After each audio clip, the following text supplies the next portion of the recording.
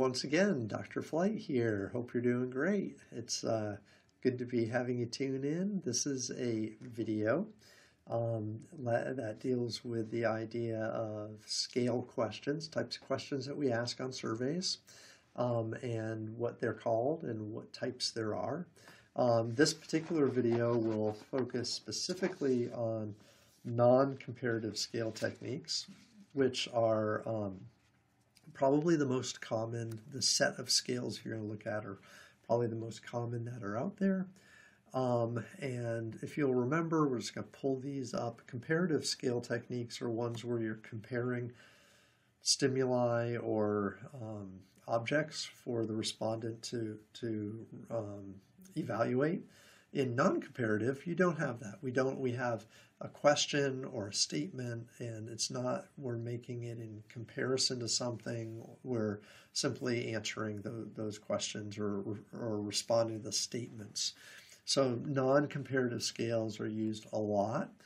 Most of the scales types you'll see here you'll be familiar with, and they're the ones that we do all the time. So again, these non-comparative scales are the ones that we'll look at here, and in particular we'll spend times looking at all five of these, but the Likert scale and the semantic differential scale are used probably the most out of all of these. So so you'll be very familiar to these. But so again, just non-comparative scales, respondents look at one item at a time, and then they refer to that question or that statement, and they give their answer.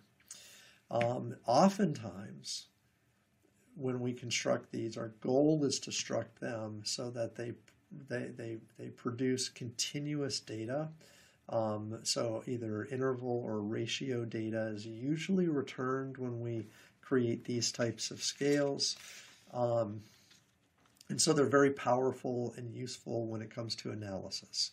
And that's why they're easy to understand, they're easy to construct, and they provide us a lot of statistical strength. So those are why we use non-comparative scales a lot.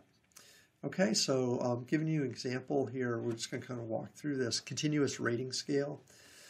In a continuous rating scale, you have there's not a point or a specific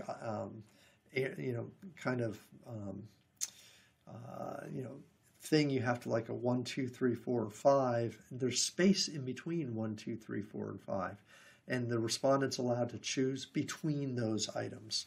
So in this particular example, we have a question, and we want people to kind of use the scale to go from alienated to attracted, and wherever they land, it might be 76, it might be 30, 32, it might be 25, it might be 12. Anywhere between 0 and 100 could be slid to. You're not restricted by the number of points on the scale. So it's continuous in that way. So we have a 100-point scale, if you will, here. Yet it would be difficult if you actually put little tick marks for 100 points. There's no need to do that. You just have, in this case, a slider that moves the dial from the lowest level and label to the highest level and label, and everything in between is available. Another example of this is used in when we're evaluating advertisements. So here's an example of the perception analyzer. So this is just a dial, the dialometer. The dial, when people are listening to a ad or a speech or something like that, they can turn the dial, and the dial will move again from 0 to 100 or however it's calibrated, and anywhere in between is a possibility. Now, the nice thing about this particular mechanical device is that it can be moved in real time. So if somebody's watching an ad, they can move it up and down, as the ad is going. And so different points in the ad, you'll see the score go up and down based on elements that the receiver likes to listen to. So this particular method is something that would be used, again, in ad research or messaging in particular, and it uses a continuous scale, right? So it's kind of a cool application of that in particular. Other types, though, of scales that we use that are non-comparative are itemized rating scales. So itemized rating scales, again, are ones that you're going to be familiar with. I'll pull this information up here because it's something that you'll kind of recognize, where we have a fixed point of spots, fixed set of labels, and the respondent on the survey, they read a statement, and then they choose one of the fixed points. Okay, and how we construct those fixed points matter, and they are referred to as either Likert scaled, semantic differential scales, or Staple scales. You can have a variety of these throughout your survey. Sometimes it's not a good idea to mix it up too much, but you can have different types if you wish. So Likert scales then require a response, right, in one of the categories. You do not have to have 5. In this, you have 5 different labels, from strongly agree all the way to strongly disagree. And we have 3 different statements, and the respondent checks the box they feel is appropriate for each of the 3 statements, right? So this analysis then can be done on a statement by statement purpose, like statement 1, 2, or 3. We can score each of these. Or sometimes if these statements go together, like you've seen in a construct, then we can average those together, put those together, and it makes sense to do that. This is a flexible way we actually use the data after the point, but we can definitely create that total score if we want to do that. Other elements that you see, again, doesn't have to be a 5-point scale. It could be a 7-point scale, or a 6-point scale, or a 4-point scale. Net promoter scores are 10-point scales, or actually technically 11 points, because they go from 0 to 10. The other thing we can do is we can do reverse coding, where we change the statement from a positive one to a negative one. So there are a lot of ways we can manipulate the scale once we have it, but this is a Likert scale. This is how this is designed. Some other examples. So here's just some questions on people's views on taxation. This is a 7-point scale. So again, Likert scales typically go from agree to disagree, or in this case, strongly disagree to strongly agree. Those are usually the anchors, but we can also adapt those labels to whatever we need for it to be when we create the scale. Okay, again, some more examples of a Likert scale with different items, and then the actual scale itself. Okay, so so we see these all the time. These are very common. We use these a lot. We treat them as continuous data. Even though it's only 5 or 7 points, we can average them together. We'll have oftentimes continuous data as a result of this. Semantic differential scales are another type of scale that we use with fixed points. Now, this is a little bit of a different one, because what we often do is we choose 2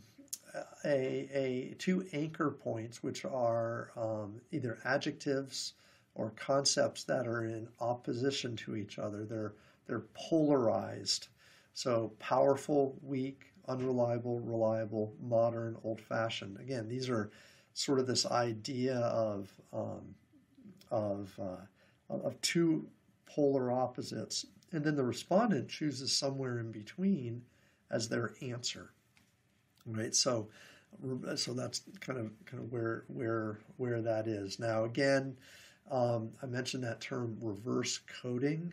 Reverse coding is if we change the tense of the statement from positive to negative. In this case, what we do is we reverse the anchors. We put the anchor that was on the left on the right on the left. Sometimes we do this as what we call a validity check to make sure the respondent is paying attention. If they're not really paying attention to the survey, they will check the box in the wrong direction. if we have reversed the direction of the scale, and in this case, reverse the direction of the two anchor points and flip them around. So again, there are a number of different variations and sort of tweaks we can make to help do this. There are also a number of different scales out there that are used in marketing a lot. So personality scales, brand personality, all different ways we can think of to kind of use adjectives to describe 2 points, and then again, the respondent chooses kind of in the middle or between the two. Here's some more examples of what you'd see in an actual survey. Again, this is from a personal branding data set that we've done. And so again, people just check the boxes. There can be 5, there can be 10. Again, the number of checks in the middle can vary based on what you believe you should do from a research perspective. But the point is that the respondents are choosing somewhere in between. And we number these 1, 2, 3, 4, 5.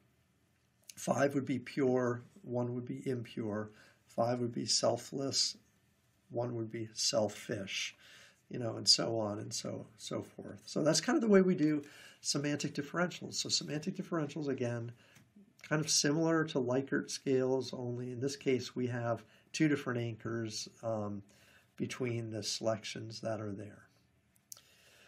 Okay, the last one that we'll look at is a Staple scale. Now, Staple scales are not used very often. It's rare you see these, in fact. So I don't spend a lot of time talking about them because you just don't simply do them very often. But basically what we're doing is we have the original way to do a Staple scale is just as you see here, where you have a adjective in the middle, honest, and then you have the scale go positive, but then you also have the scale go negative, which is different than you've seen before. So honest is the concept, and then plus is very high, or goes up in ascending order in terms of honesty level. Negatives go down from -1 to -5. The further you move away from honesty, the more negative you go. So in essence, this is like a 9-point scale, with +5 being the top, -5 being the bottom. And so, again, you don't see these very often. They can be a little tricky to calculate and to do statistics on because of the negative portion of the scale. And so, it's just an oddity that you'll see sometimes. So anyway, Staple scales, that's that last kind there. Some other just kind of to leave you with just notes as far as things you can look at. Scale configuration types. Now, when you want to know how you want to measure a property or a characteristic that your object has, there's almost always multiple ways to ask it. And generally speaking, you want to ask it in a way that is easy for the respondent to answer, but also gives you the most statistical ability to analyze the data. Generally, that's what you want to do. Now, again, depending on the respondents, you might need to do something very pictorial. You look at the smiling face scale, for instance. If somebody, like a child, is responding to your survey, using a smiling face might be the best and easiest way for them to sort of express themselves. If your respondent is able to make a lot of kind of comparative type things, understand that Staple scale, which is over the 5th way to describe this scale configuration for the gentleness of cheer, you could do that. So the gentleness of cheer, just that panel in general, we have all different kinds of Likert scales there. In different orders, ups and downs. You have different labelings for them. You also have the Staple scale thrown in there as well. And that first one, the very harsh to very gentle, well, you could just do harsh and gentle, and it could be a semantic differential, right? So I leave you this with just this idea that there are a lot of different ways to construct questions. Consistency is very important on a survey, that we don't use lots and lots of different really weird question forms, I guess. But also understand that Likert and semantic differentials are going to be used quite a bit, right? Quite a bit in this type of thing. Don't forget also the the comparative scale methods that we have as well. So, all right, let me know if you have any questions, and thanks for tuning in.